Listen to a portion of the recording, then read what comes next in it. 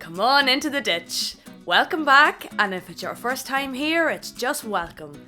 Don't forget to share and subscribe if you see something you really like. It costs nothing, but it helps out the channel an awful lot. I'm your resident ditch witch, Tara Tyne, and we're about to get witchy, whether you like it or not.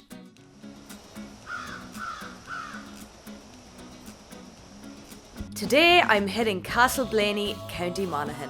I want to take the opportunity to tell you all that the music in today's vlog is provided by Mark and Sandra Clarke and their respective bands. Mark and Sandra are a brother and sister from County Monaghan. Sandra released her stunning debut album The Emperor's New Clothes in 2015, and Mark, who plays with the Brown Notes and is also my bass player, has actually appeared in several of my videos from camouflaged positions and is in fact driving the car in this video. Hey Mark! Did I do a good job of keeping you anonymous? He kindly dropped me down with my cousin Hannah, who had some exciting bumblebee action on the go, but we took in a few sights en route. Check it out. So we are just now approaching the point in the road where three counties come together. You've got Armagh, Louth and Monaghan all touching each other. But yeah, it's a very interesting part of the country, geographically, historically and politically, I suppose too. Armagh is considered to be Northern Ireland. Monaghan and Louth are not, although Monaghan is part of the northern province of Ulster. So it's all quite confusing. We are now officially in County Monaghan, and the first thing that you might notice, which I have to be honest, I didn't notice, but it's just been pointed out to me, that the signposts, I missed that one again, the signposts here change from kilometres to miles when you get over the border. But I mean, why are they changing to? Because it's in Monaghan. Yes, but they changed back to kilometres again. They changed back to kilometres again. Sorry. Okay, so the point is that we've just crossed over the border twice. So what? We went into Armagh and back out again, and we were in County Monaghan when we came back out. So despite what Google Maps tries to tell you, there is no defined border along the road, and to be honest, it's moved that many times, cuts through people's gardens, through their ditches, you know. Yes, it has proved to be quite lucrative for a number of very enterprising people who have lived along the border in previous years, and probably still even currently. You know, the whole Brexit thing is really only going to encourage that, I'd imagine. Yeah, we don't take well to hard borders around these parts, and that's absolutely not a threat. That sounded a wee bit like a threat there, didn't it, Mark? It's not a threat. That's not what I meant. I'm just saying it's a difficult, very difficult region to try and put a hard border through between two countries, because, you know, we are the borderlands. That is who we are, and trying to draw a line down the middle of it is only ever going to be met with very limited success, I think. We are just arriving into Castleblayney now. A very beautiful and, I would say, quirky rural town. And don't shoot me for saying that, but I mean, this is the town that for a while held the world record for the most amount of people dressed as Smurfs in the one place. So I'm gonna go ahead and say I love Castleblayney. It's got some very scenic sites which we're going to visit later, and also I'm being taken on a slight little detour on my way in here to visit a church which has recently made some modern history. A very interesting story, I think. I believe it went international. So the story behind this very beautiful Presbyterian church is that when the Catholic Church that we've just passed was being renovated, these folks here very kindly offered that Catholic Mass could be hosted in this church.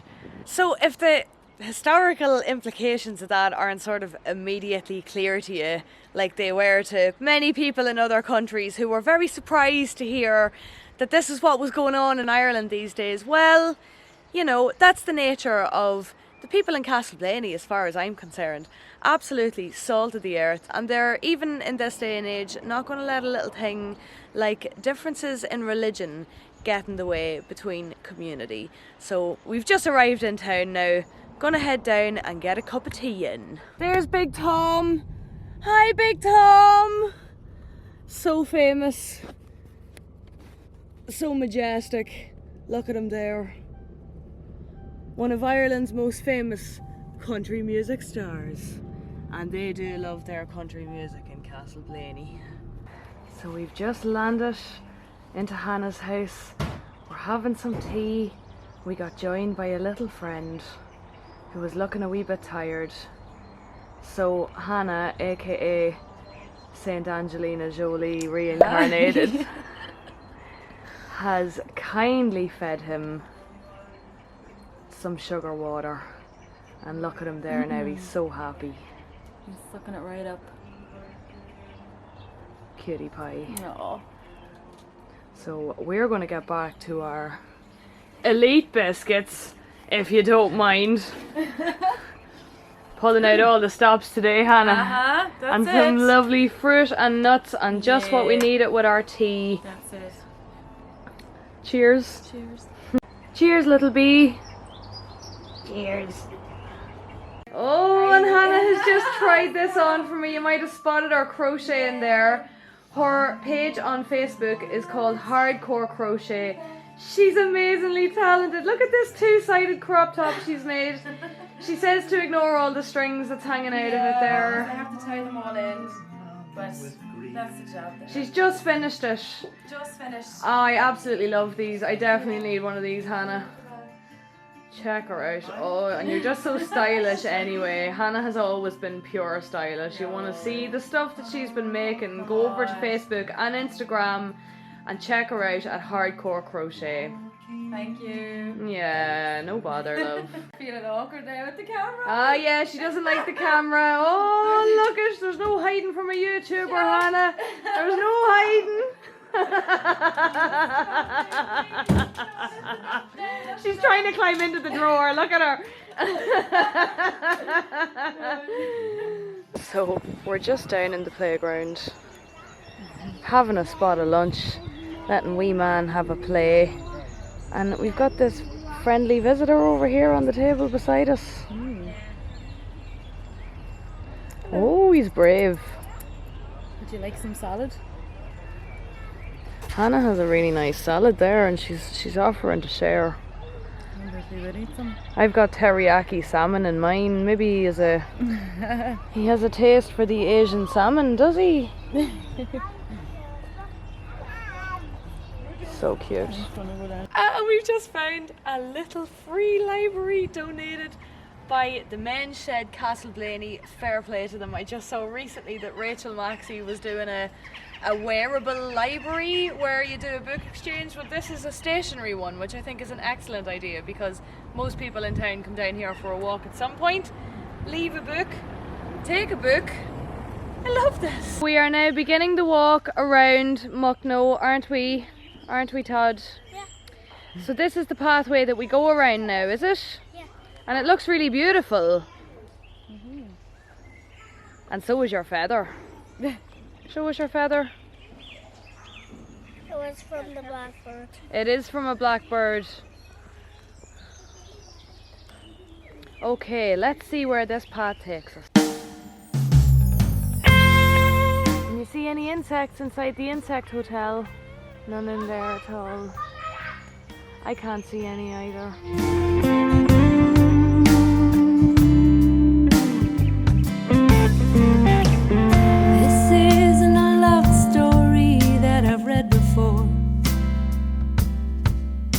The prince says he loves her and will forevermore, and they sail away on a sunset of golden dreams.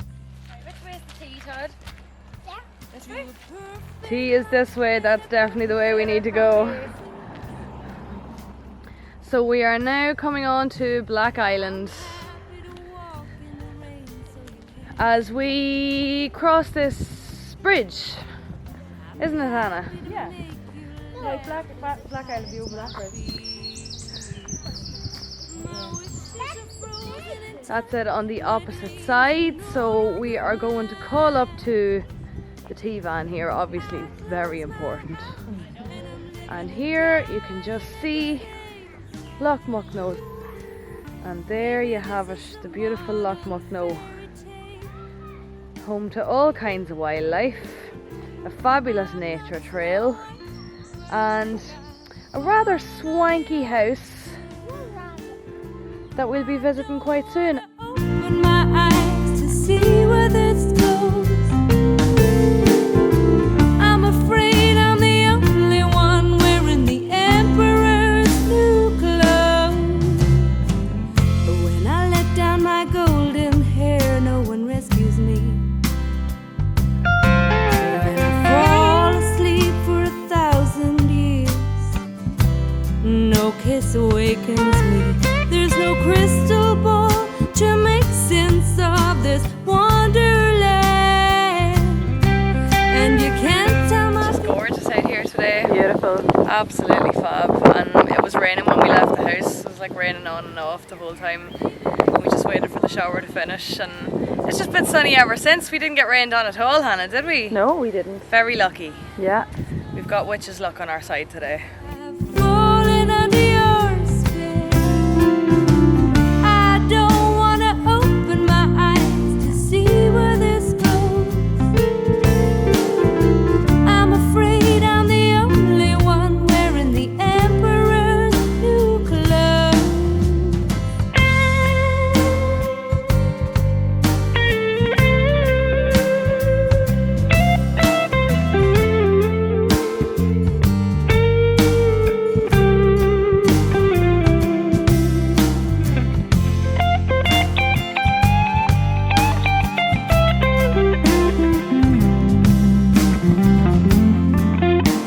Alright, Mommy, check me if I eat too much butter. Yeah. Yeah, I eat too much butter, do I? You can see a shine on my chin. It's yellow. It's very yellow. That's Bright it. yellow. Maybe press the button there. As I said earlier, we are on Black Island here, and across the lake there is White Island. Now, I've been told that there isn't quite as much to look at, but I don't know now. This whole area is so scenic and the lake is so beautiful in any weather at all, really, that I think you could just come down here and get lost. This is the forest. This is the forest. It's an excellent forest, isn't it, Todd? It's like Black Island forest. Like, It is Black Island Forest, is right. yeah. Will we head on then? Okay, let's keep going. Let's go. Okay, we have decided to take a more adventurous path, haven't we, Todd? Yeah.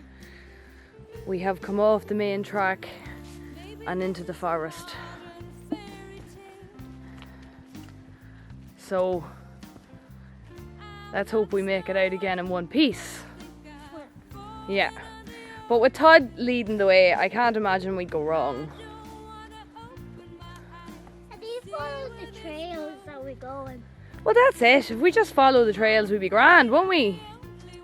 It's just take a wee short for a little bit in the end. It's the shortcuts that get you in trouble. What? Because then you think you're on a shortcut and you get lost. You start me the back and then TT start me doing. Well, I'm glad somebody's keeping order on this whole operation. Otherwise, it'd be a mess. There's a little bit like that. Hmm? There's a little bit like that. A little bit. It's so pretty.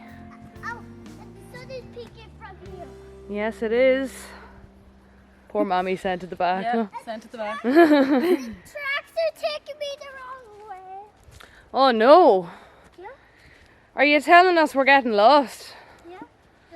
We lost. Oh dear. We'll have to send up signals. We'll have to send up a carrier pigeon or something. See if we can get help. Yeah? We just find a pigeon now. If I find the pigeon, will you attach the note to its leg? Yeah. Okay. Let's do it. Yeah. Okay. Yes, we have found our way to a slightly more sturdy path without the help of a carrier pigeon.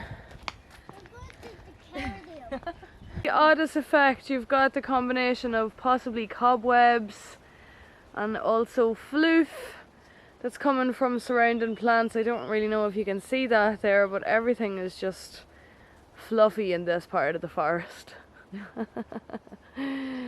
Which is only adding to the magic and the mystery of the whole thing. You see all the fluff in the trees?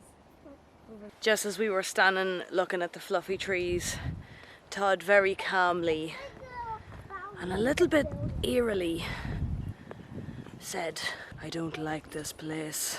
So we're making haste out of the forest again. We're going to go up and see Hope Castle now.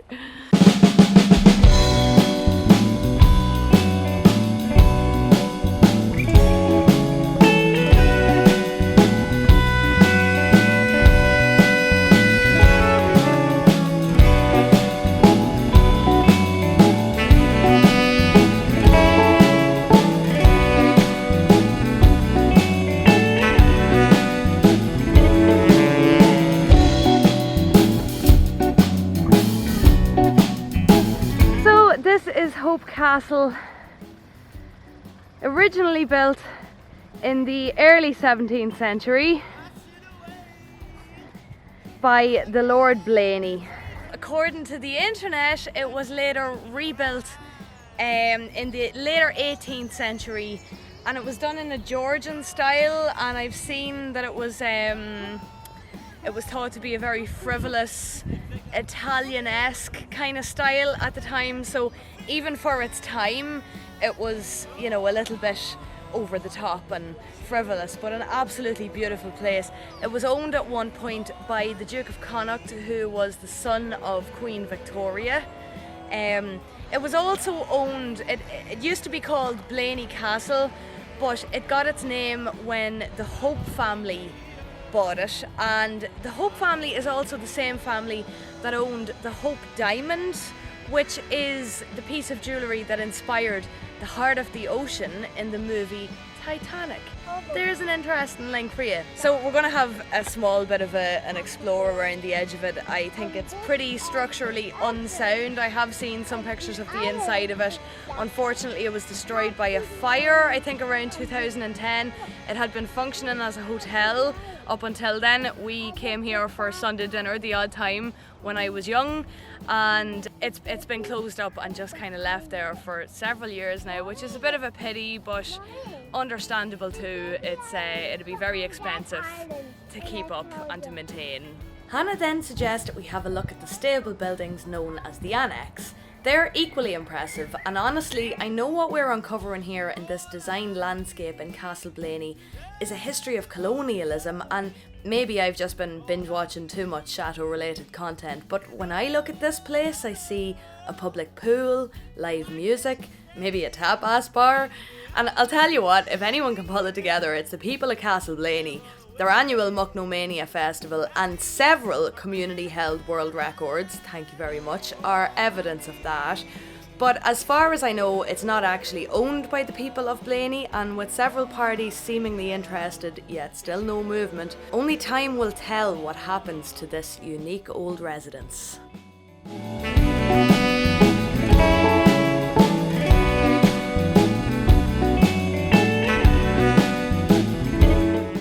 So it's been an absolutely fabulous day in Castleblayney and here at Lough Muckno. I wish I could squeeze more in for you today, but look, you can only do what you can do, and honestly I needed a nice leisurely day of just getting lost on the island. So that's what we did. I hope you enjoyed it as much as I did. Hit subscribe for more fun and witchy adventures. I upload every Thursday and usually on a Monday or a Tuesday as well, and you're not going to want to miss it. Slán agus bannacht, goodbye and good luck to you. Say goodbye and good luck to you, Todd. Goodbye. If you love me still, and if you